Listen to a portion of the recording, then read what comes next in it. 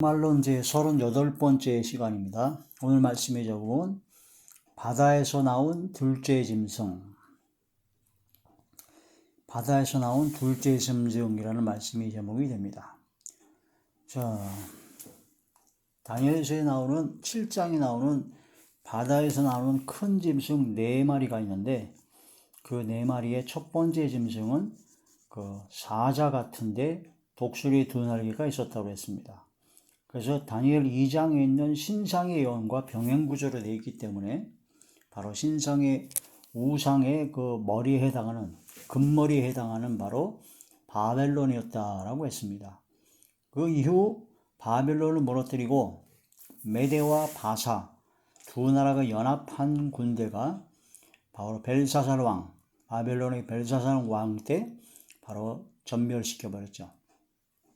그때 이제 메네메데 대게 루바르신이라 해가지고 바로 벨사살 왕의 시대가 끝나는 그 모든 걸 예언하신 하나님의 경고, 하나님의 심판이 멸망으로 그대로 시작되었습니다.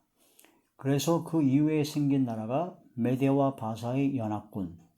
그런데 그 메대와 바사의 연합군인데 그 메대와 바사의 연합군에서 그 바사가 이제 나중에 페르시아가 됩니다. 바사군이 더 강력했습니다.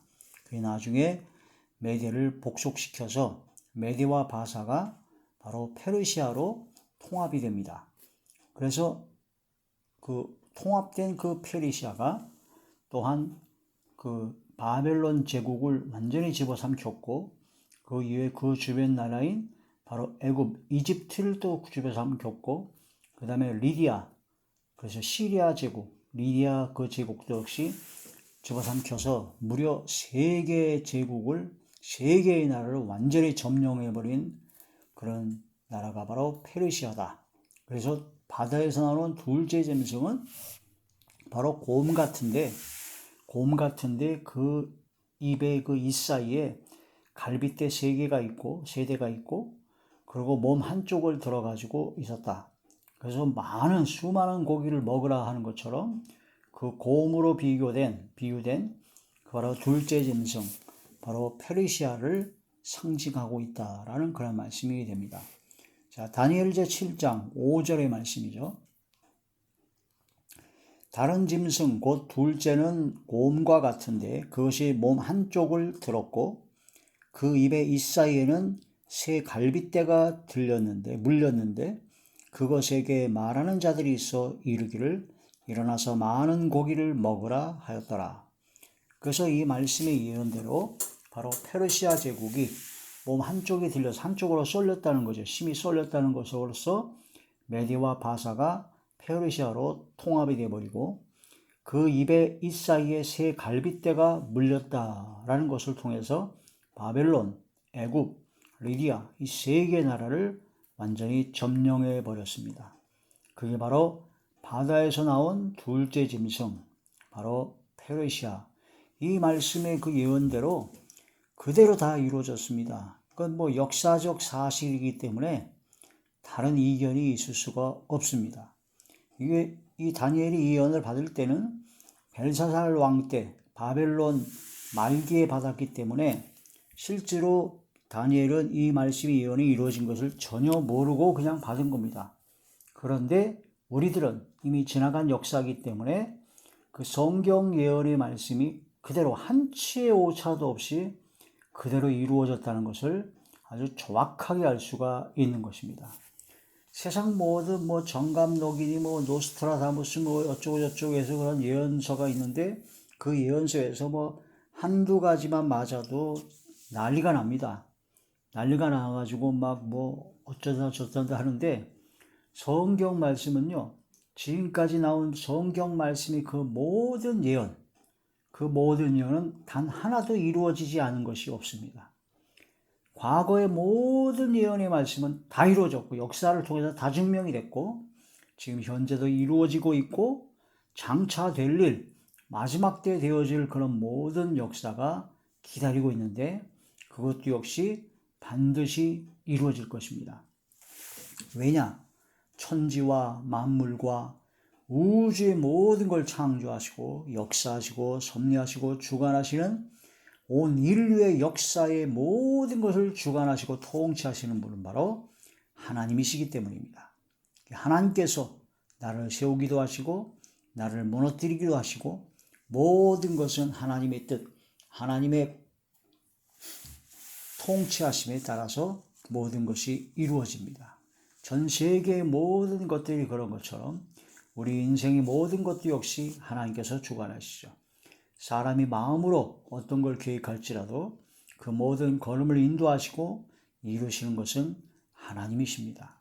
그러므로 우리는 이 믿음을 가지고 아버지 하나님 앞에 나아가 긍휼하심과 때를 따라 돕는 은혜를 얻기 위해서 은혜의 보좌 앞에 담대히 나아가야 되고 감사와 기쁨으로 영광 드리며 아버지의 그 귀한 선한의 도구로 선한의 병기로 바로 의의 도구로 의의 일꾼으로 사용되어지길 쓰임받기를 간절히 구해야 된다 하는 그런 말씀이 되는 것이죠. 이 마지막 때 빛과 소금 역할을 감당하는 하나님의 사람이 되어야 된다. 먹든지 마시든지 무엇을 하든지 오직 아버지 하나님께 영광을 돌리는 삶, 모든 삶이 되어야 된다 하는 그런 말씀이 됩니다. 자, 가슴과 두 팔입니다. 머리는 그 우상의 머리는 바로 금으로 만들었고 가슴과 두 팔은 바로 은으로 만들었죠. 바벨론은 황금의 제국이라 해가지고 금이 엄청나게 많았습니다.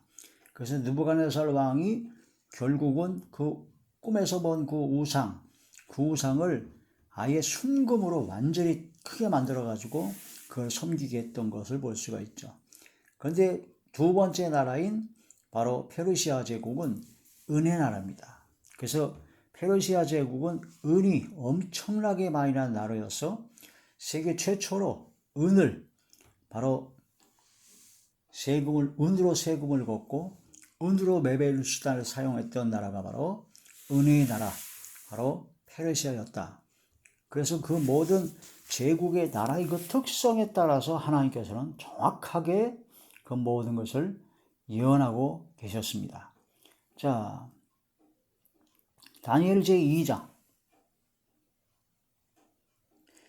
다니엘 제2장 32절의 말씀입니다.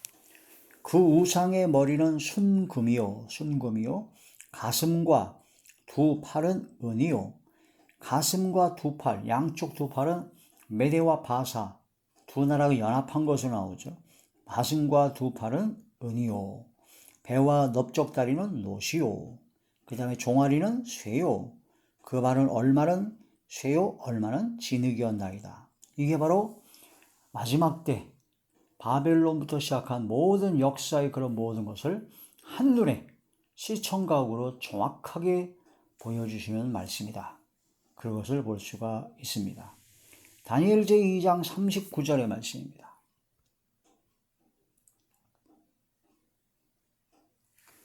39절 왕을 뒤이어 왕보다 못한 다른 나라가 일어날 것이요 셋째로 또 놋 같은 나라가 일어나서 온 세계를 다스릴 것이며 그래서 바로 금으로 상징된 바벨론과 은으로 상징된 바로 페르시아 제국이 일어날 것이고 그 다음에 놋, 동으로 상징된 바로 헬라 제국이 일어날 것이라는 것을 알 수가 있었습니다. 이런 모든 성경 역사의 예언대로 반드시 이루어졌다는 것을 우리는 성경 말씀을 통해서 또한 세계 역사를 통해서 정확하게 알 수가 있습니다. 하나님께서는 뽑고 파괴하고 건설하고 심고 모든 걸 주관하시는 전능하신 하나님이십니다.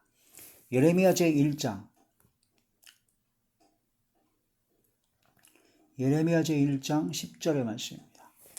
보라 내가 오늘 너를 여러 나라와 여러 왕국 위에 세워 네가 그것들을 뽑고 파괴하며 파멸하고 넘어뜨리며 건설하고 심게 하였느니라 하시니라. 하나님께서 사람을 사용해서 그 나라의 왕과 그 나라의 그런 모든 사람을 사용해서 뽑고 파괴하고 또 건설하고 심고 모든 걸 주관하신다. 그러므로 우리가 하나님 앞에 이 마지막 때 하나님의 선한의 도구로 선한의 병기로 귀하게 끝까지 쓰임받는 것이 너무나 중요합니다. 디모데서 보게 되면은 우리가 하나님 앞에 우리 마음의 그릇을 깨끗하게 하면 하나님께서 쓰시기에 예비된 자리에 들어가서 하나님 앞에 귀히 쓰는 그릇이 될 것이다 라고 말씀하셨습니다. 사도 바울을 이방인들을 위해서 세운 그릇이라고 하신 것처럼 우리의 마음을 깨끗하게 하고 예수 그리스도의 보혈로 모든 죄를 씻고 성결케 하고 이제 하나님 앞에 깊은 믿음과 신앙으로 나아가 하나님 앞에 귀하게 끝까지 선한 의도로 선한 의 병기로만 끝까지 쓰임받는 저와 우리 모두가 되시길 주의 이름으로 축원합니다. 할렐루야.